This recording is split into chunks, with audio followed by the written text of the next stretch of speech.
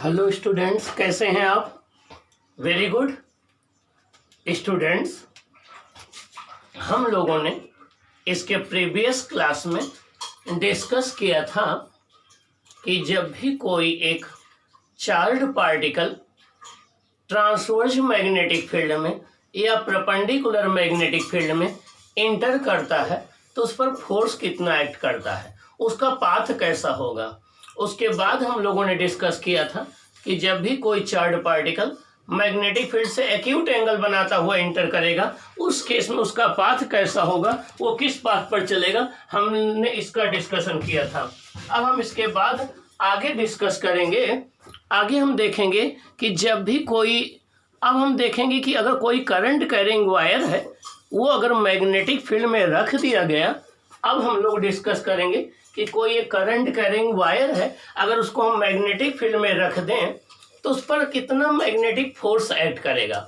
आज का हमारा डिस्कशन है कि कोई करंट कैरिंग वायर को अगर हम मैग्नेटिक फील्ड में रख दें तो उस पर फोर्स कितना एक्ट करेगा। अब आपका वो करंट कैरिंग वायर होगा तो उसमें करंट फ्लो कर रही होगी, करंट फ्लो कर रही होगी तो चार्ज मोशन में होगा। और आपको पता है कि जब भी चार्ज मैग्नेटिक फील्ड में मूव करता है तो उस पर लॉरेंज फोर्स लगता है, F equal to q v cross v.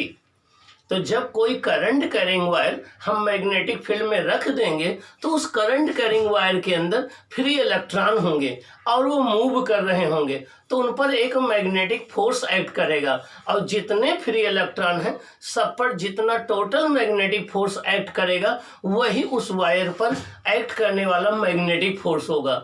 तो आज हमें डिराइव करना है कि कोई एक यल लेंथ का वायर है जिसमें आई करंट फ्लो कर रही है, उसको मैग्नेटिक फील्ड बी में रख दिया गया है तो उस पर कितना मैग्नेटिक फोर्स एक्ट करेगा, ये हम आज डिराइव करेंगे। आइए हम देखते हैं कैसे डेरिवेशन करेंगे। ओके, देखिए हमारा टॉपिक है force on A current carrying wire. किस पर? करंट कैरिंग वायर पर फोर्स। किस पर? करंट कैरिंग वायर पर फोर्स। कहाँ रखा गया है? देखिए उसको मैग्नेटिक फील्ड में रखा गया है। कहाँ रखा गया है? मैग्नेटिक फील्ड में रखा गया है। तो हमारे पास एक करंट कैरिंग वायर है, उसको हमने मैग्नेटिक फील्ड में रख दिया है, उस पर कितना फोर्स लगेगा ये हमें फाइंड आउट करना है। देखिए ये आपका करंट कैरिंग कोई एक वायर है, ये करंट कैरिंग कोई एक वायर है या कंडक्टर है। हम सपोज कर लें PQ है, ये करंट कैरिंग कोई एक कंडक्टर है या वायर है PQ। इसकी लेंथ कितनी है? स्मॉल l है। इसकी लेंथ जो है स्मॉल l है।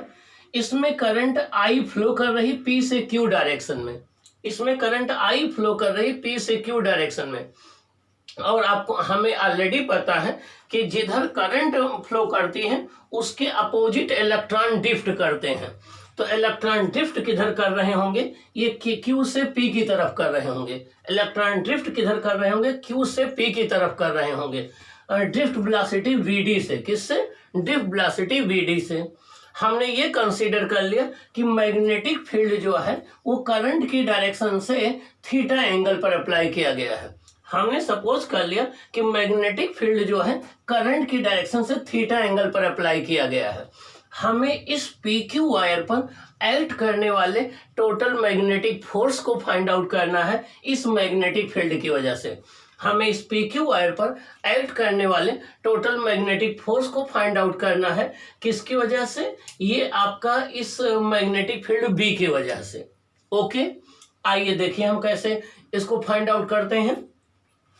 स्टेप 1, पहला स्टेप है a conductor of length small l carrying current I is placed at an angle theta with the magnetic field B। Means हमने ये सपोज कर लिया कि कोई एक कंडक्टर है जिसकी लेंथ कितनी है? Small l। जिसकी लेंथ कितनी है? Small l।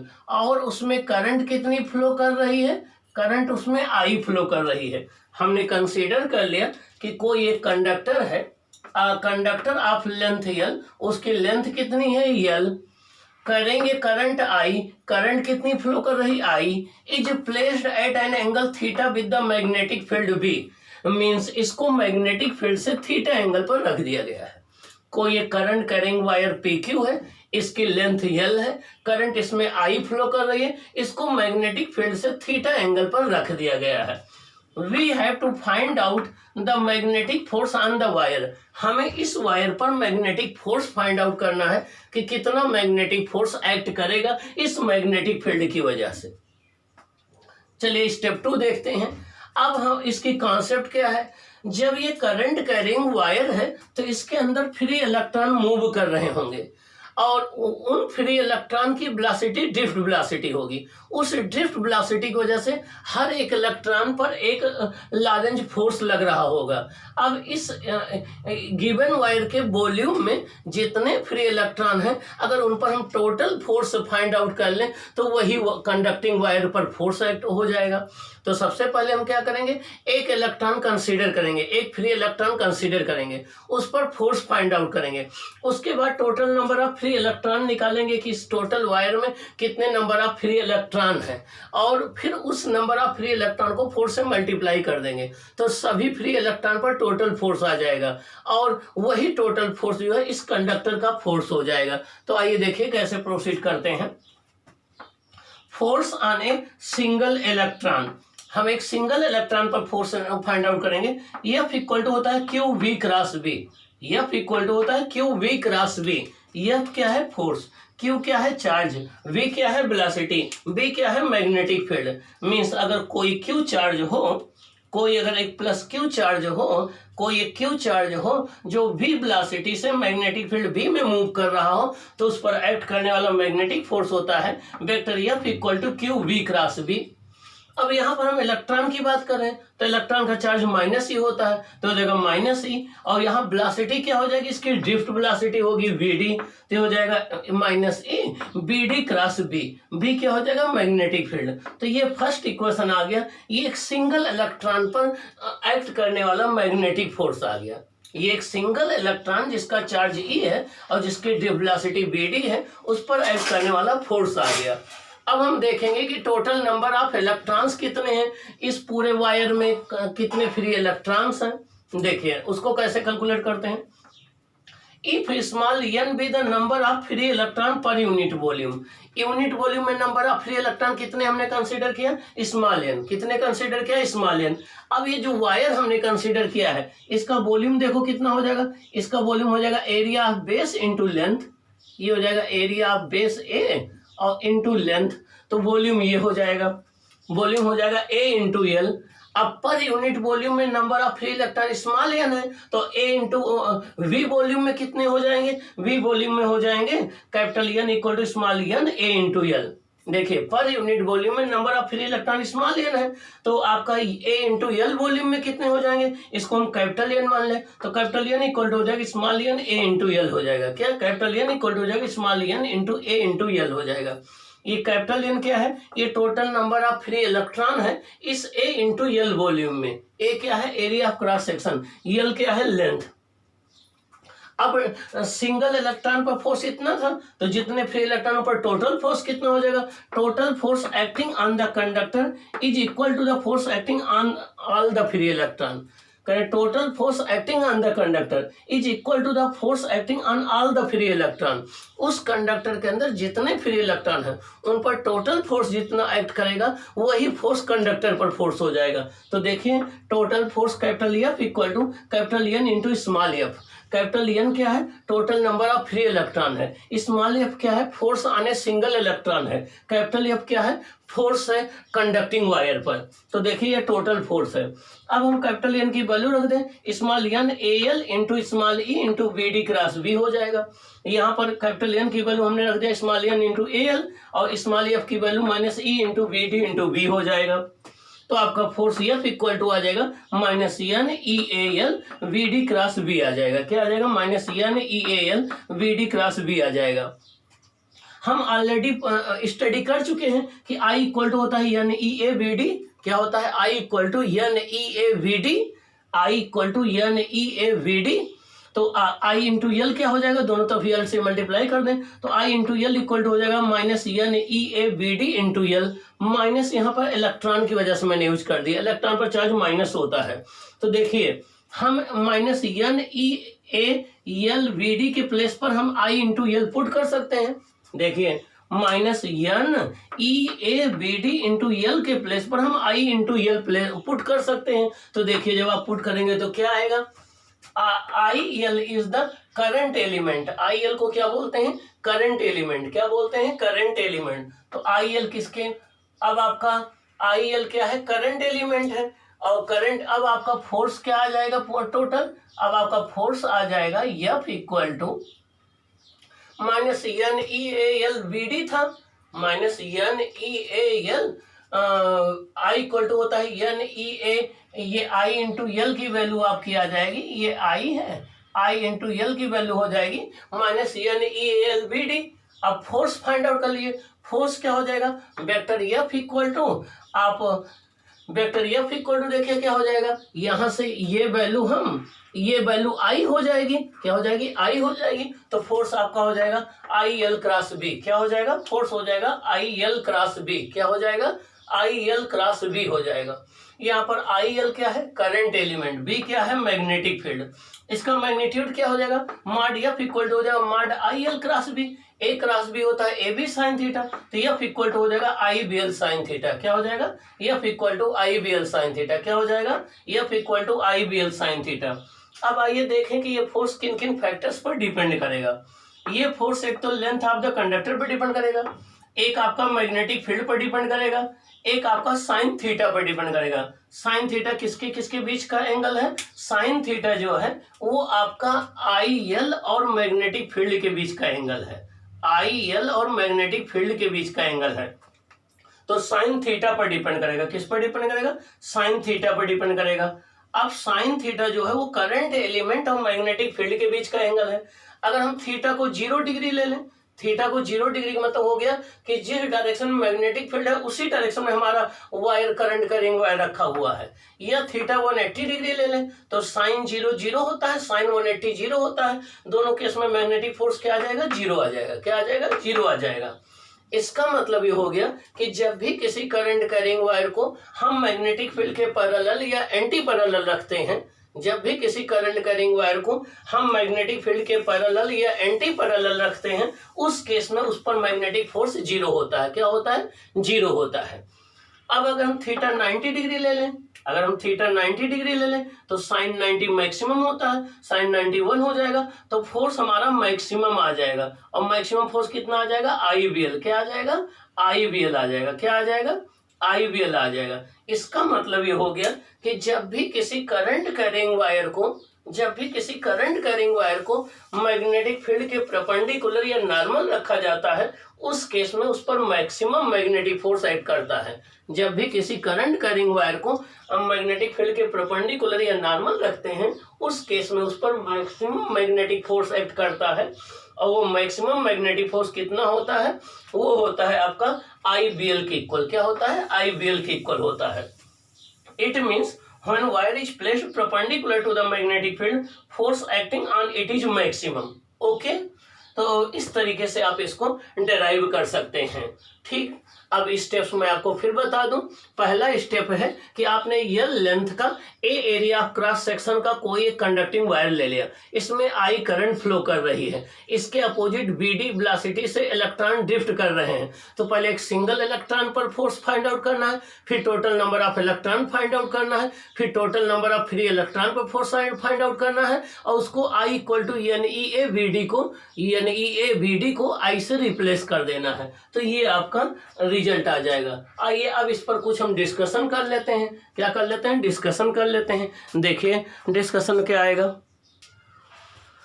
आइए अब हम इसके इम्पोर्टेंट पॉइंट डिस्कस कर लेते हैं कि देखिए क्या इम्पोर्टेंट पॉइंट हैं इस डेरिवेशन के। देखिए फर्स्ट पॉइंट ये है, ये मैग्नेटिक फील्ड है, ये आपका करंट कैरिंग वायर है, और करंट कैरिंग वायर को मैग्नेटिक फील्ड के ही अलॉन्ग रखा गया है। देखिए आई इंटू एल की डायरेक्शन मैग्नेटिक फील्ड के ही पैरेलल है, तो आई एल और मैग्नेटिक फील्ड दोनों एक दूसरे के पैरेलल हैं। तो थीटा 0 डिग्री है, और थीटा 0 होगा तो साइन 0 0 होता है, मैग्नेटिक फोर्स 0 हो जाएगा। इसका मतलब ये हो गया कि जब भी कोई current carrying wire magnetic field के पैरेलल रखा होता है, जब भी कोई current carrying wire magnetic field की डायरेक्शन में रखा होता है या मैग्नेटिक फील्ड के पैरेलल रखा होता है, उस केस में उस पर कोई मैग्नेटिक फोर्स एक्ट नहीं करता। मैग्नेटिक फोर्स क्या होता है? जीरो होता है। क्या होता है? जीरो होता है। तो जब भी कोई करंट कैरिंग वायर जो है मैग्नेटिक फील्ड के पैरेलल रखा होता है, उस केस में उस पर फोर्स जीरो होता है। आइए सेकंड केस देखें। यहाँ ये मैग्नेटिक फील्ड राइट डायरेक्शन में है और I इंटू एल देखिए ये लेफ्ट डायरेक्शन में है। दोनों एक दूसरे के एंटी पैरेलल हैं, दोनों एक दूसरे के एंटी पैरेलल हैं। एंटी पैरेलल है तो देखिए एंगल कितने डिग्री होगा? आई एल और बी एक दूसरे के एंटी पैरेलल है। थीटा 0 डिग्री हो जाएगा, साइन 180 थीटा 180 डिग्री हो जाएगा। साइन 180 जीरो होता है तो फोर्स क्या हो जाएगा? जीरो हो जाएगा। इसका मतलब यह हुआ कि जब भी current carrying wire magnetic field के एंटी पैरेलल रखा होगा, मैग्नेटिक फील्ड के अपोजिट डायरेक्शन में रखा होगा, तो उस केस में भी उस पर एक्ट करने वाला मैग्नेटिक फोर्स क्या होगा? जीरो होगा। तो जब भी कोई current carrying wire magnetic field के पैरेलल या एंटी पैरेलल रखा हो, दोनों केस में उस पर एक्ट करने वाला मैग्नेटिक फोर्स जीरो होता है। थर्ड केस देखिए, ये मैग्नेटिक फील्ड है और वायर इसके परपेंडिकुलर रखा है। आई इंटू एल इसके परपेंडिकुलर है। थीटा देखिए कितना है? 90 डिग्री। साइन 91 होता है। मैग्नेटिक फोर्स मैक्सिमम होगा। क्या होगा? मैक्सिमम होगा। कितना होगा? आई वी एल के इक्वल होगा। कितना होगा? आई वी एल के इक्वल होगा। तो इस केस में मैग्नेटिक फोर्स मैक्सिमम होगा।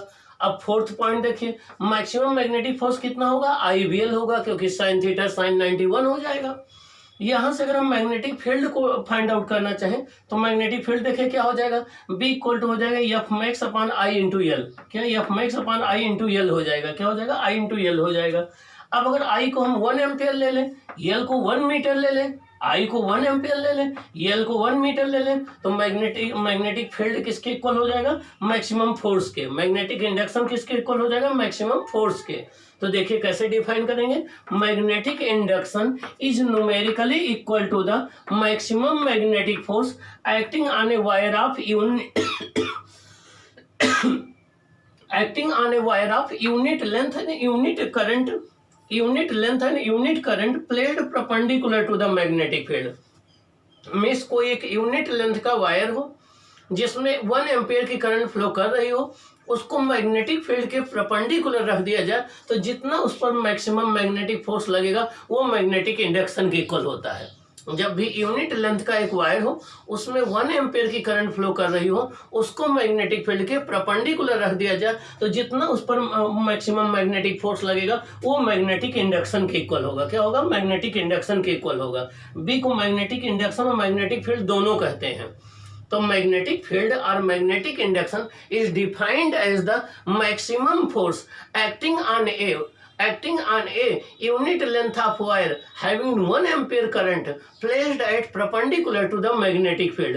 मीन्स कोई एक यूनिट लेंथ का वायर जिसमें 1 एम्पियर की करंट फ्लो कर रही हो, उसको मैग्नेटिक फील्ड के परपेंडिकुलर रखने पर उसमें जितना मैग्नेटिक फोर्स एक्ट करेगा वो आपका मैग्नेटिक इंडक्शन के इक्वल होगा।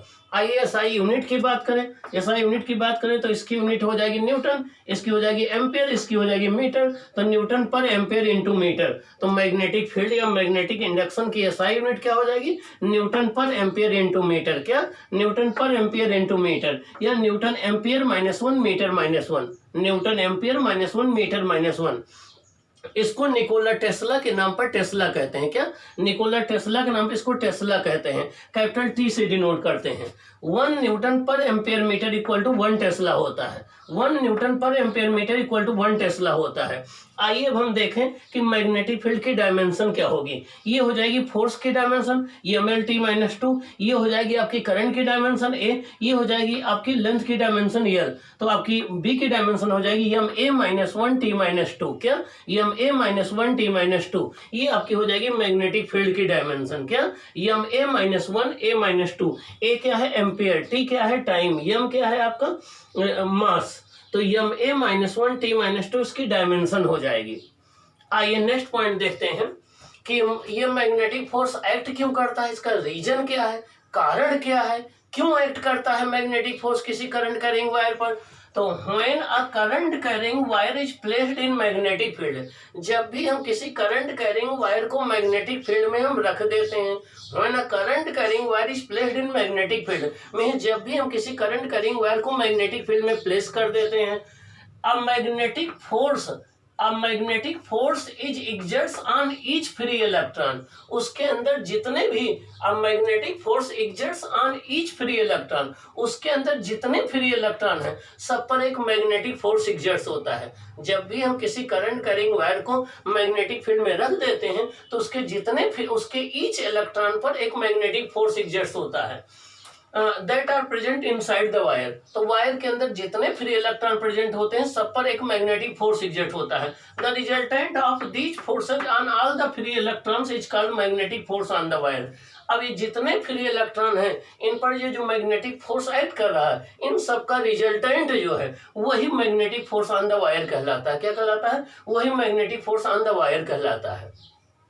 इट मीन्स जब भी हम किसी मैग्नेटिक फील्ड में किसी करंट कैरिंग वायर को रख देते हैं तो उस करंट कैरिंग वायर के अंदर हर एक फ्री इलेक्ट्रॉन पर एक मैग्नेटिक फोर्स एक्ट करता है। सभी फ्री इलेक्ट्रॉन पर लगने वाले मैग्नेटिक फोर्स के रिजल्टेंट को ही हम उस कंडक्टिंग वायर पर मैग्नेटिक फोर्स बोलते हैं। नेक्स्ट देखिए, ये जो मैग्नेटिक फोर्स होगा ये आई एल के परपेंडिकुलर होगा और ये मैग्नेटिक फील्ड के भी परपेंडिकुलर होगा। ये जो magnetic force current carrying wire पर होगा ये मैग्नेटिक फील्ड के भी परपेंडिकुलर होगा, करंट एलिमेंट के भी परपेंडिकुलर होगा। अब नेक्स्ट, अगर ये कोई एक वायर हो, इसका इनिशियल स्टार्टिंग पॉइंट आई हो, फाइनल पॉइंट एफ हो, या लेंथ हो, तो इस पर टोटल फोर्स हो जाएगा I integration I to f dl cross b, I to f dl cross B हो जाएगा।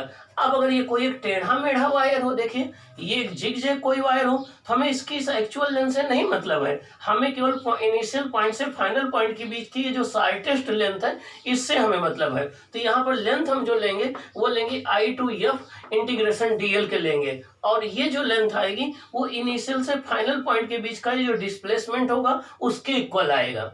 ओके, नेक्स्ट पॉइंट आइए हम देखते हैं क्या है। नेक्स्ट पॉइंट आपका है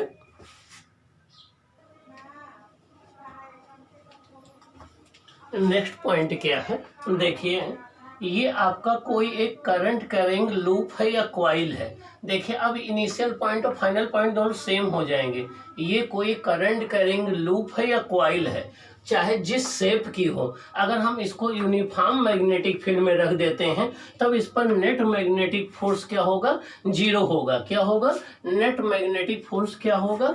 जीरो होगा। इसका मतलब जब भी किसी करंट कैरिंग लूप को, चाहे वो जिस शेप का हो चाहे जिस साइज का हो, अगर हम उसको यूनिफॉर्म मैग्नेटिक फील्ड में रख देते हैं तो उस पर नेट फोर्स क्या होता है? जीरो होता है। यूनिफॉर्म मैग्नेटिक फील्ड में रख दें तो नेट फोर्स क्या होगा? जीरो होगा। हाँ, इस पर टार्क जीरो हो भी सकता है, नहीं भी हो सकता है। इस पर टार्क जीरो हो भी सकता है, नहीं भी हो सकता है, ठीक ना। वो डिपेंड करेगा आपका कि ये किस एंगल पर रखा गया है। देखिए रीजन इसका क्या है कि जब आप टोटल लेंथ निकालेंगे तो इनिशियल और फाइनल पॉइंट दोनों सेम आ गए, इनिशियल और फाइनल पॉइंट दोनों सेम आ गए, तो आपका यल equal to I to f dl equal to zero हो जाएगा, या closed integration dl equal to zero हो जाएगा। इसलिए मैग्नेटिक फोर्स क्या आ जाएगा? जीरो आ जाएगा। क्या आ जाएगा? जीरो आ जाएगा। आइए नेक्स्ट पॉइंट देखते हैं। When a current carrying closed loop or coil of any shape is placed in non-uniform magnetic field, अब आप कहाँ रख रहे हैं? नॉन यूनिफॉर्म मैग्नेटिक फील्ड में। कहाँ रख रहे हैं? नॉन यूनिफॉर्म मैग्नेटिक फील्ड में।